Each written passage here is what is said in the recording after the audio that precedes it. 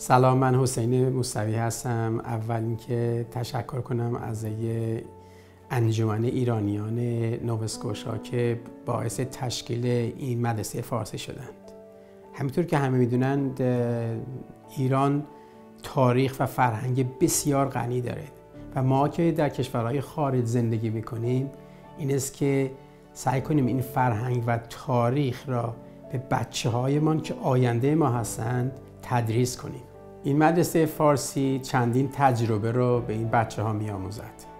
یکی این که فرهنگ و تاریخ و هنر و رقص و موسیقی و شعر و چیزهای دیگه رو به بچه‌ها یاد میده.